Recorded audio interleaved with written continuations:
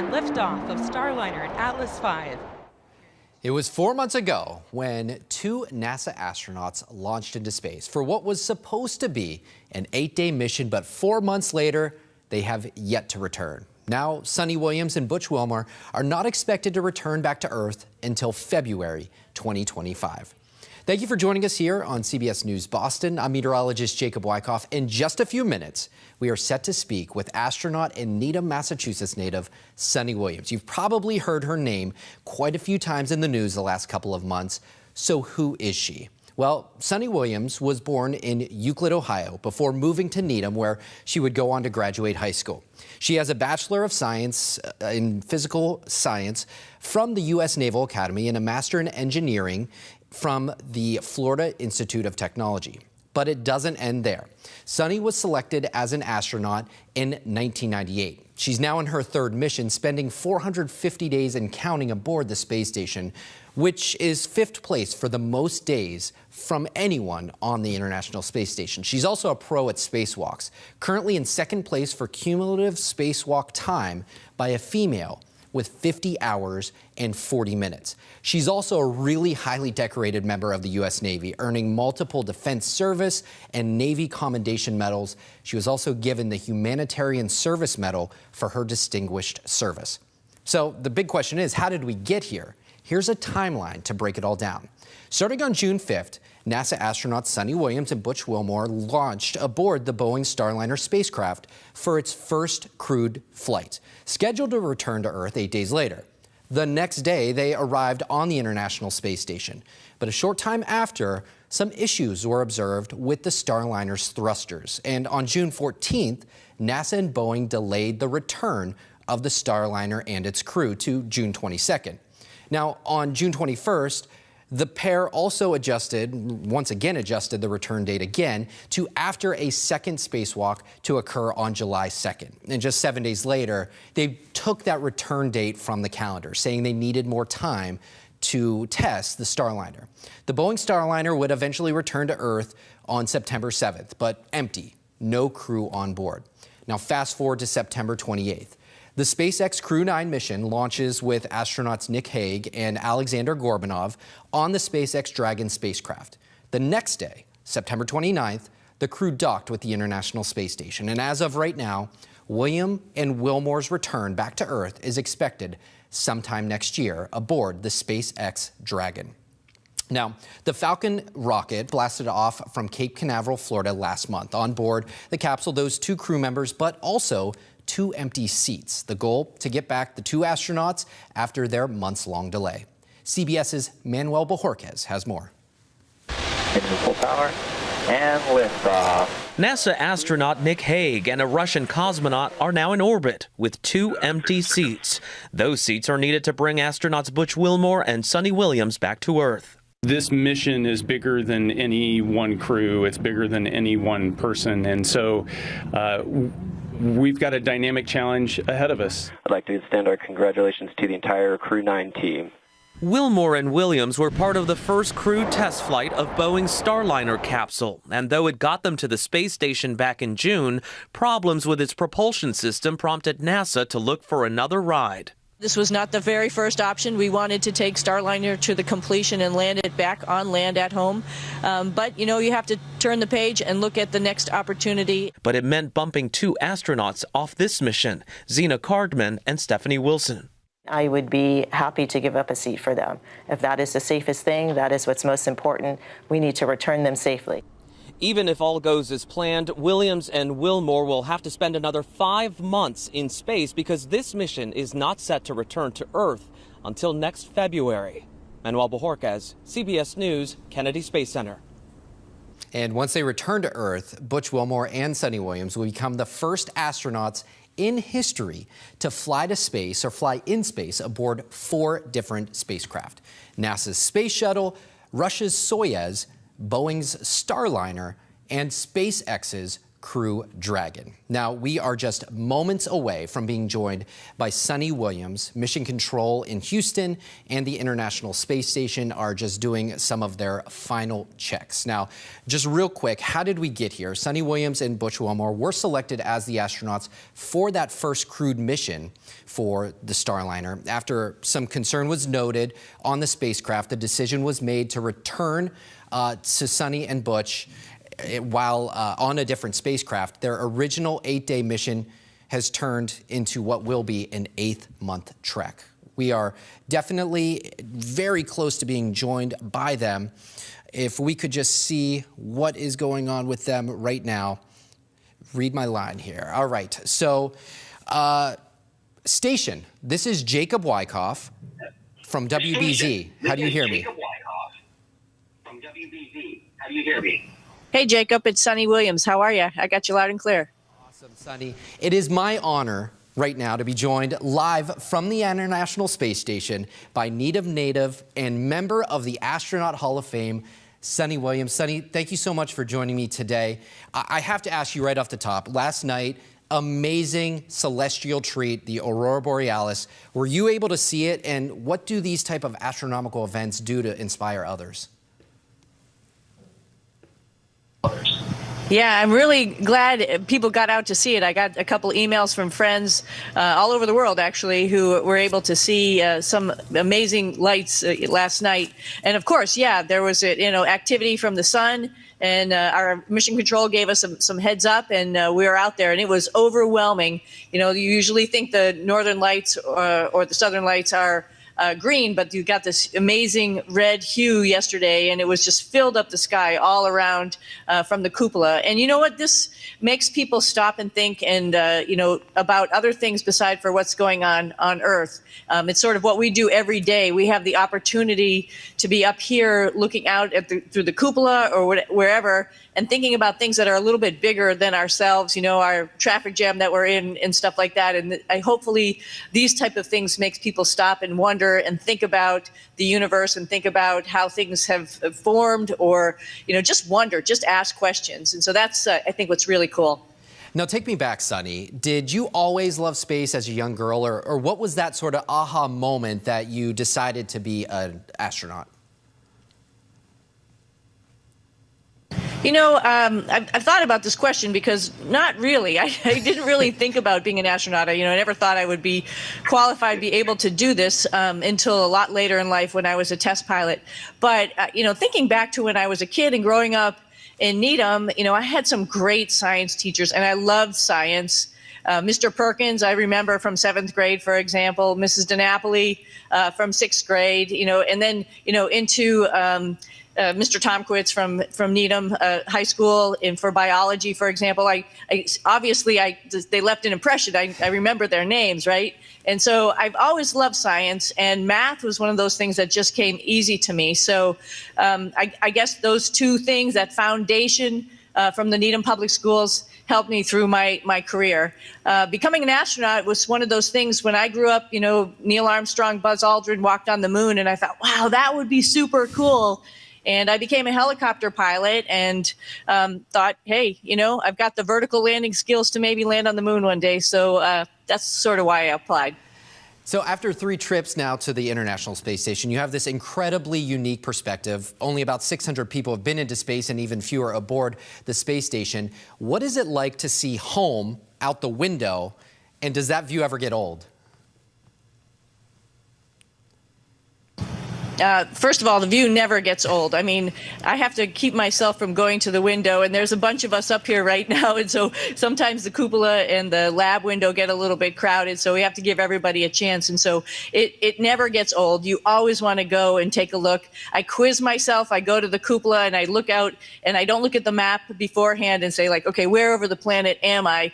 Just to pick out features for each of the different continents, and it's just incredible. And when you look at the Earth that way, and also there's a lot of ocean, you think to yourself, like, wow, this is our one little planet that all of us are living on, and there's only so much land to allow us to live on. All the animals, all the plants, all the people that we ever knew are right here on this one planet, and you can't help but think, we all ought to get along. We shouldn't have divisions in our little on our little planet in humanity. But I wish everybody had the opportunity to take a lap around the planet and see it that way. That is an amazing perspective for sure. Now, let's kind of rewind a little bit. You arrived on the International Space Station aboard Boeing Starliner. That was a mission that was scheduled for 8 days, and now you won't be returning until February for a total of 8 months in space. I know you're a veteran of these type of extended stays, but this kind of duration wasn't really expected. What do you kind of have to do mentally and physically to kind of get you through this stretch? Anything different from maybe previous missions? You know, we were prepared to maybe have a little bit longer stay, so that was definitely in the back of our minds. We have, you know, Butch and I have all the qualifications to be up here on the International Space Station. Both of us have lived here before. Both of us had gone through the training. So we knew that, you know, it's a test mission, so things might not work out exactly right as the plan that was dictated before we left. So we were prepared to stay for a little while. The extension and the unfortunate circumstance where we didn't get to come home in our spacecraft, that was a little bit added extra. And of course there's disappointment there. We really wanted to finish out our mission in Starliner. So there was a switch and, you know, a shift in the thought process, and just to stay, you know, to be here on board and to then get to fly home in a new spacecraft, a Dragon, which is a little bit different. And, you know, I'm an optimist. I look at it always like glass half full. We get to learn and train and fly in another spacecraft, so that's pretty awesome. And in the meantime, we get to do all sorts of amazing science here on the space station. We've integrated quickly into Expedition 71 and then now have become Expedition 72 up here, and we're an integral part of the science as well as the maintenance and maybe some spacewalks in the future that will go on here. So they're keeping us busy. Don't worry. The mindset has switched. Definitely. I have to ask, though, like, how were you given that news? Hey, Butch, Sunny, you're going to be here a little while longer. What was your initial reaction? Well, it took a process over the summer, right? It wasn't just like, you know, one thing today and then another thing tomorrow. So I guess that was a good thing, because we got sort of warmed up to the idea that we're staying a little longer. But honestly, we were involved in some of the, not the decision, right? But we were involved in the technical discussions leading up to the decision. So it wasn't a surprise by any stretch of the imagination. We knew, you know, the data that was out there that was coming in. We knew some of the, you know, the thought processes from our management and our leadership. And, you know, I backed them up. They opened the door for everybody to say their piece and to have a vote and understand where we stood with the issues that we had. And I think I believe the right decision was made that, hey, you know, why take the risk when we have another spacecraft up here that we'll be able to come home in? So I think it was a process, I guess, long answer to your short question. No worries. Now, when you were selected to be one of those members of the first crewed flight for Starliner, how was that experience? Like, did you have any extra nerves heading into the launch, knowing that you were the first to ride aboard that spacecraft? You know, I wouldn't say nerves. You know, of course, there's a little apprehension. It's the first time, but you know, Butch and I are both test pilots. There's another test pilot up here too. You know, this is the thing that, you know, what we're trained to do and we're excited to do. It's sort of like the epitome of your career to actually test a brand new spacecraft or a brand new aircraft. So I don't think we were really nervous. We tried to learn as much as we could about the spacecraft and understand as much as we could going into the flight so that we're prepared for any type of issues that we would have had. So again, I wouldn't say nervous or scared. I would more say excited and ready to go on our way up here. Now, we kind of talked about it off the top here, but in your multiple trips to space, are there any storms that you may have watched through that cupola, through those bay windows, that kind of stick out in your mind? For instance, like Hurricane Milton just a couple of days ago. Oh, yeah. You know, on one of my previous trips, I think it was Hurricane Ike, that was filled up the Gulf of Mexico. Same for Milton. We were able to see, I think, New Orleans, but then after that, all the way over to the Atlantic coast was filled with clouds, and we could see, you know, the storm, the swirling clouds of the storm. Incredible. The one before that starts with a K. Katrina? Kirk. I should remember that, Captain Kirk, right? Yes. Kirk. No, Kirk. Just before Milton was incredibly huge when it was forming, and the eye wall of that one was station on Space to Ground 2. We're ready to was move absolutely to Space to Ground absolutely 4 distinct. for our storage Stand by. conference. All right. So you said Kurt was absolutely huge. That's really fascinating. Fortunately, Kirk didn't pose any threat to us. Fortunately, Kirk didn't pose any threat to us.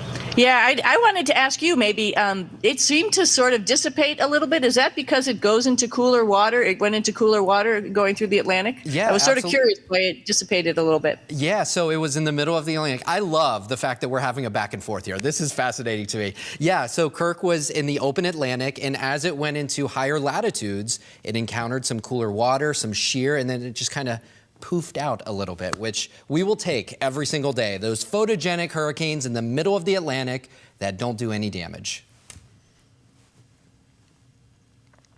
Yeah, absolutely. I was a little bit worried for Europe. You know, we live in Houston, Texas, and we're threatened with this all the time, every hurricane season. And you know, my mom lives in Florida, and so it makes you nervous a little bit. And I'm not sure the folks in Europe were prepared. So I was crossing my fingers that Kirk would dissipate. So I'm glad it did. Absolutely. Now, I have to ask you, well, first, when we found out that we were going to be talking to you, we wanted to hear from some youngsters because it's not often that we have a direct line to an astronaut. This question from a little one, maybe from a school that you know a little something about. These are fourth graders from Sunita Williams Elementary School in Needham. Take a listen.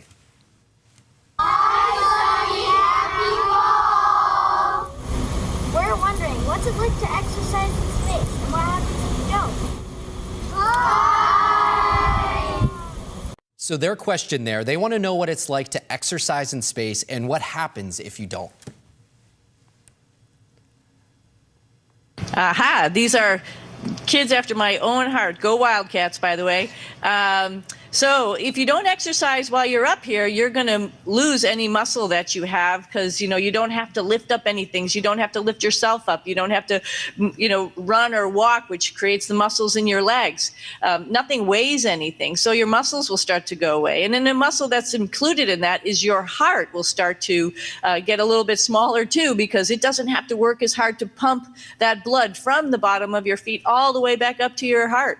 So we need to exercise. We need to do aerobic exercise, either running or on the bicycle. And then the other thing, the big thing that happens with lack of exercise or why we do exercise is your bone density starts to go away. So, you know, we're formed on Earth because there's gravity, and that's why we look like we look. That's why we're formed like we are. You know, that's why our bodies grew like they are. And so here on Earth, here in space, your bones go, hey, I don't need to be so strong anymore, and so your body starts to leach the calcium out of your bones, and so that's why we do lifting exercises to make sure the bones, particularly in your legs and your hips and your ankles, stay normal. So when we come back to Earth, we can walk without any problems. And I know that you've participated in multiple races, and I believe first person to ever run a marathon in space. I don't even like driving 26 miles. What's it like to run a marathon in space?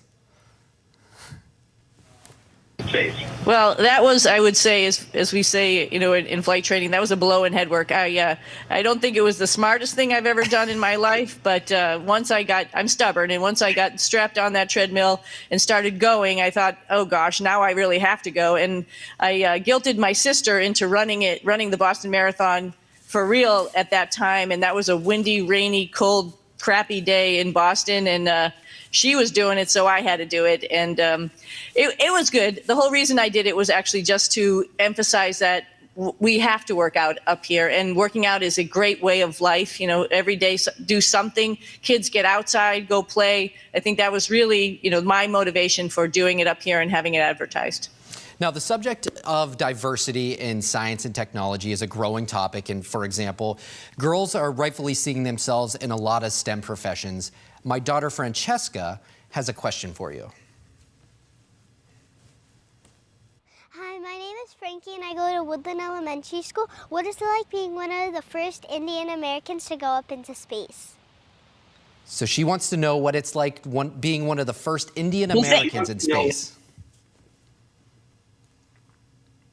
Well, thank you, Francesca. You know, I don't really think about it that way. You know, I pursued a job which was flying and being a test pilot that other people were doing, and just wanted to do my best job.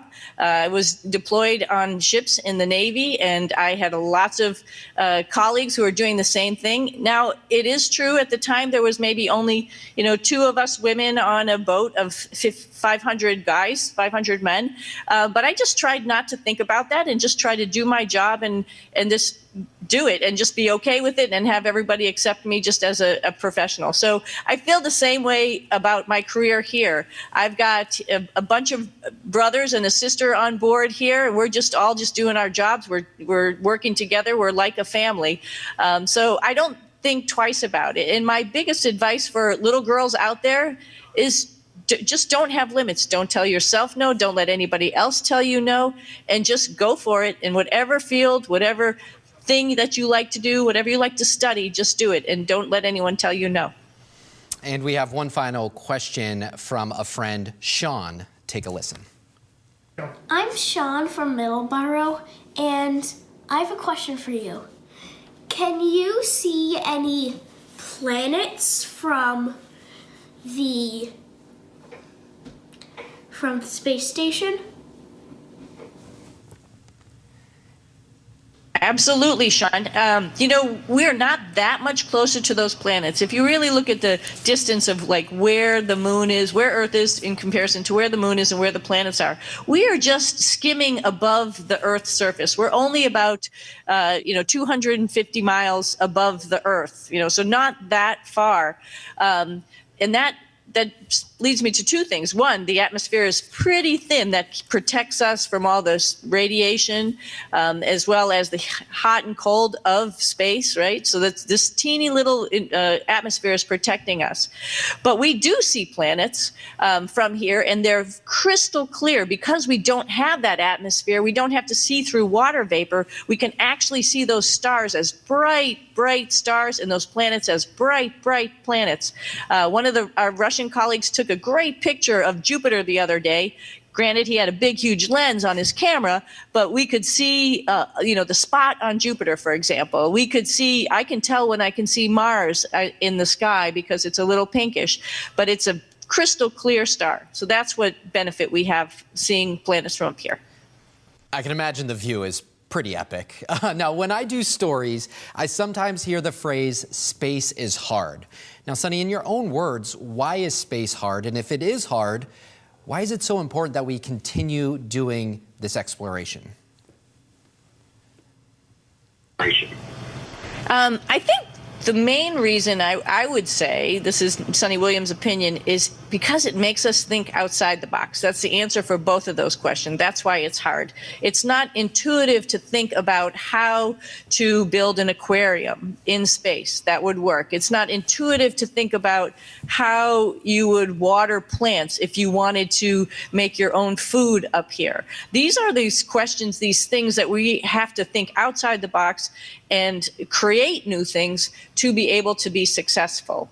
Rockets are a whole nother story. Building rockets and launching rockets, a lot of, as I call it, small miracles, because rockets are filled with, thousands, if not millions of different little pieces and parts. And all those things have to work together at the right time to launch a rocket into space. And then when you get up here and live up here, that goes into the second, that what I mentioned in the first part of the answer here. You've got to think outside the box to be able to have people to live up here. A real simple example is the bathroom, right? The bathroom, you don't have a gravity assist. You have to have some other force function to pull, the number 1 and number 2 away from yourself. So all of these types of things are just, from the funniest thing to the most serious thing, everything has to be thought a little bit differently than on Earth. And that's sort of why it's hard. Suni, before we let you go, I do want to just say that you have a ton of support, including from the governor of our Commonwealth. Do we have that sound? Hey, Sunny, it's Massachusetts Governor Maura Healey. We're just thinking about you and just want you to know that Massachusetts love is coming your way. We're sorry you're stuck in space. We've been so inspired by your perseverance, your courage, your good humor. We're so excited for you to come back home and see us in Needham, Massachusetts, where you grew up. Can't wait to hear all about your experience. Hang in there. Wow, that's amazing. I have my Patriot shirt up here. I'm a little bit sorry that I'm missing in New England football. In the fall, it's the best time ever. Bruins are getting ready to start playing. You know, the Celtics, the Red Sox, of course. That was our summer. It was a tumultuous summer for us, maybe a little bit of a tumultuous summer for the Red Sox. But anyway, I miss Boston. I miss the sports. I miss the people. Sunny, we can't thank you enough for your time. It has been a real honor and pleasure to speak to you. We're all wishing for you and Butch's safe return. Godspeed to you guys. That was Sunny Williams, veteran astronaut and Hall of Fame astronaut, I may add, on the International Space Station. This has been a special presentation on CBS News Boston and WBZ.com. To replay this interview, head to our YouTube page, youtube.com/CBS Boston. I'm meteorologist Jacob Wycoff, wishing you all blue skies.